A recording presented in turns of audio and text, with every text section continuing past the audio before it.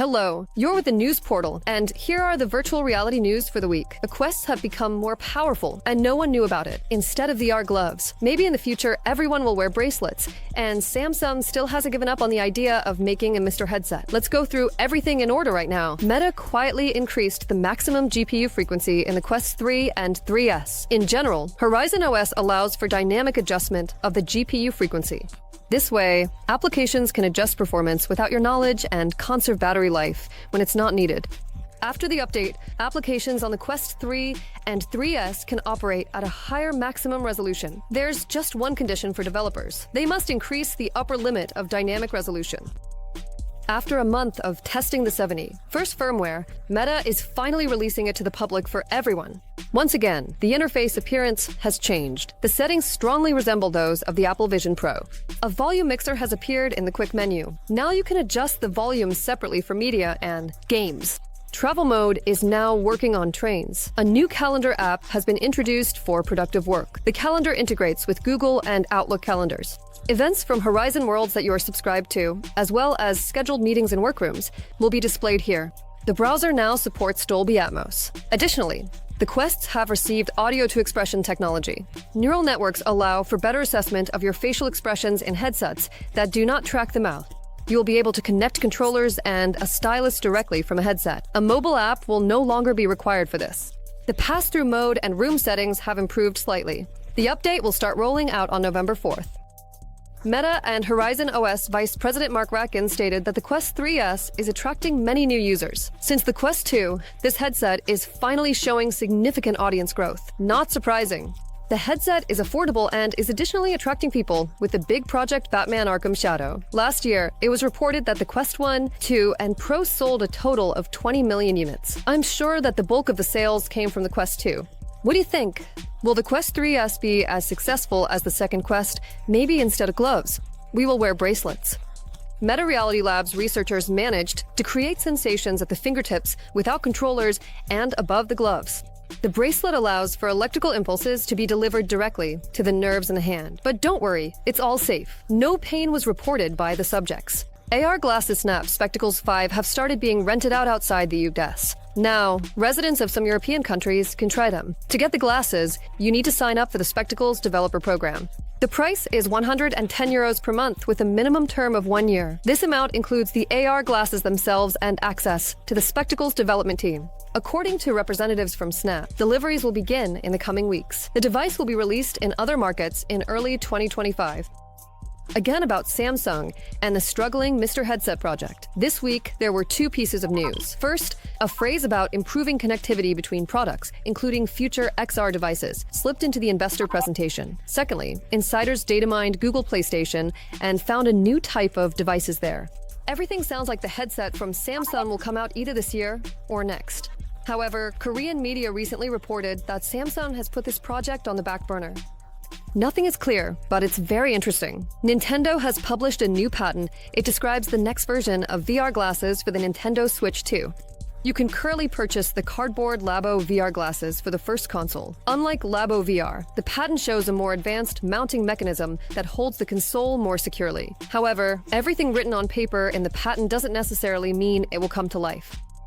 Apple Vision Pro will be available in the United Arab Emirates and South Korea starting November 15th.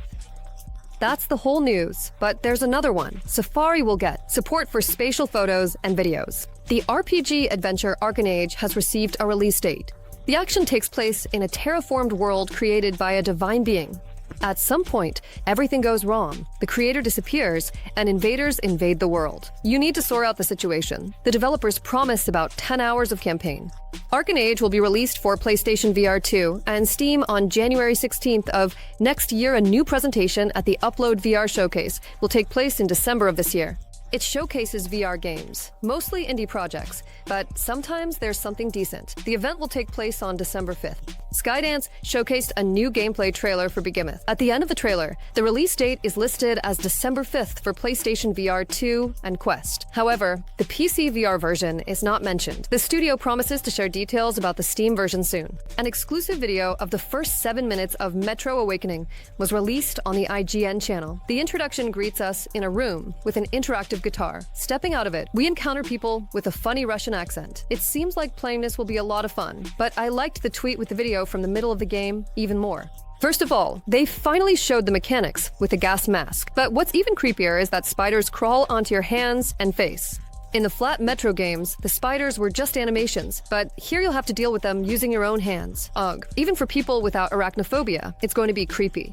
You can start exploring the dungeons of the Moscow Metro on November 7th for PSVR 2, Poco VR, and Quest. What virtual reality games were released this week? Hyperscape applications can now be tried not only by residents of the USA. It was first shown on Meta. The application showcases photorealistic duplicates of real environments. You can download Hyperscape on Quest 3 and 3S. The VR version of the platform A Human Fall Flat has been released on Steam for Quest and PlayStation VR 2. Here, the controls are implemented in third person, but you can control both of the characters' hands. The VR version includes all levels from the original game and many additional ones. Myst has received an update 2.0. The game has moved to Unreal Engine 5. This update addresses a large number of stability issues and also adds minor improvements to lighting and reflections. For now, this is only available on PC through Steam, but the developers say that a patch for Quest and other platforms is already in the works. The tactical RPG Triangle Strategy has been released on Quest. Originally, it was a flat game on Nintendo Switch and PC. Triangle Strategy is done in an artistic style where 3D environments blend with pixel art.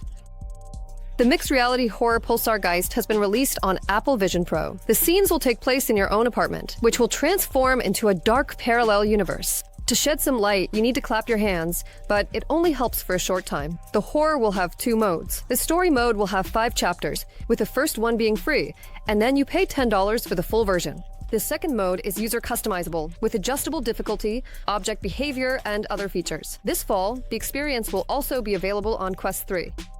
One of the coolest games, Game Room for Vision OS, has received an update. You can now play backgammon on Vision Pro. The collection includes Battleship, Solitaire, Checkers, and other games.